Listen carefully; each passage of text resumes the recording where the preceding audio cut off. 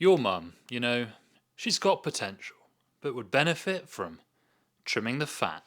And that gave me an idea. A PC that can do it all. Edit videos, game at high FPS, drive you wild, but without wasting money. Okay, challenge accepted. Roll the tape.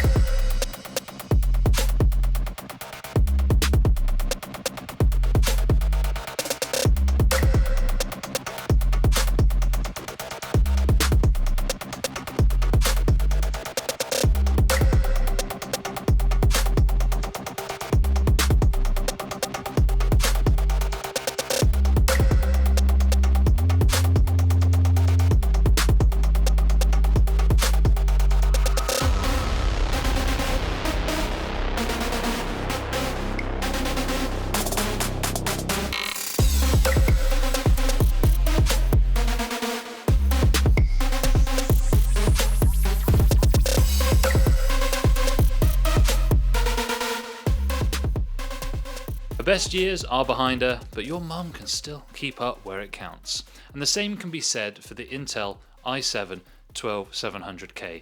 The price was pretty nice, which adds to the spice. It can keep up with this sparkly new RTX 4070 Ti Super. Speaking of which, this is really what the 4070 Ti, the normal one, should have been all along, shouldn't it? It's a card that's about the speed of a 3090 Ti for a bunch less money. Now, with 16GB VRAM, it's pretty tasty in 4K gaming, and crucially, for the brief of this build, it's nice and powerful for some video editing. A score of 2220 in Puget Bench Resolve is pretty respectable. It's our first time including this test in our suite, so if you think it's valuable, we'll keep it going and create a comparison chart over time, but you've got to tell me in the comments if you liked it. If you like this PC, it can be bought from PC36.co.uk, but you have to obviously live in the UK. It's called the Trident if you're interested because, well, it sounded cool, alright? But anyway, there's only one in stock, so if you want it, go and get it quick. But now, on to the parts choices. I wanted to keep the price sensible, And with that in mind, I went with a new case manufacturer that I've not seen before. VIDA! Oh, that was weird.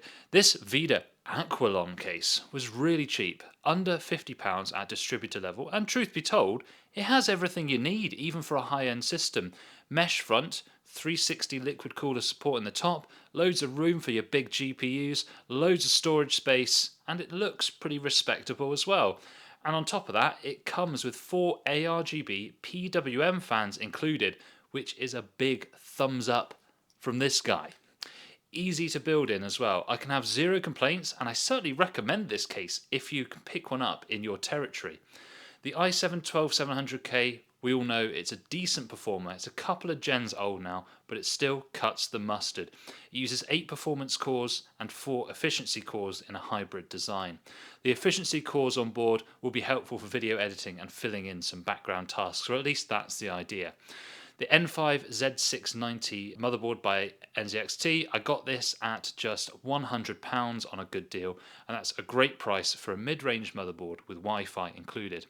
We kept the CPU cool using this 240mm Antec Vortex liquid cooler. I just had this spare lying around, and I think it works really nicely. It's got ring fans on it, and it kind of matches some of the ring fans in the case. Both aesthetically and in terms of the performance, I was pretty happy with this one. If you're doing this build yourself, you could absolutely get away with a dual tower air cooler, like the Thermalright Phantom Spirit, for example. Memory was an old favourite. Corsair RGB RS, 32GB, 3600 speed CL18, which of course makes it DDR4, which helps save a little bit of money. Enough said, really. We used an ADATA Gamix S70 SSD, which has a DRAM cache and top-end speed, so we're happy campers there. Make no mistake, guys, this is really up there with those high-end Samsung Gen 4 drives. We used a 750-watt Deepcool PK750D power supply to keep costs down, but in all honesty, I think these units are great. They look nice, they stay quiet, and I've never had any issues with them personally. I've never had any problems with coil whine either. The RTX 4070 Ti Super we used was the Gigabyte Windforce model, which is absolutely the entry-level, lowest RRP model. There was plenty of cooling on board, as you can see from the thermal testing, which is absolutely fine. And guys, I always say, law of the cheapest model. No point in getting the really expensive models, especially at this tier of performance. There might be an argument for it when you're going up to your 4090s, you want to overclock, but at this level, it's not worth it. Get the cheap ones. The nearest graphics card rival to this would be the RX 7900 XT, which is about the same performance, but it comes with a bit more VRAM, and it's probably very slightly cheaper, although it's going to be quite a lot worse in things like ray tracing and certain CUDA accelerated loads. And to accent the build and keep it neat, we used a grey and black EZ DIY kit, which I think looks pretty sharp. So, with all that concluded, did we fulfill the original brief? A mid to high-end gaming and content creation hybrid build? Yes, sir. Oh, I think we really did. Listen, your boy is running out of money. I spent it all on a weekend in Rome with your mum, so if you've got any ideas for future videos, give them a little doink down in the comments. Okay, video over. I'll catch ya.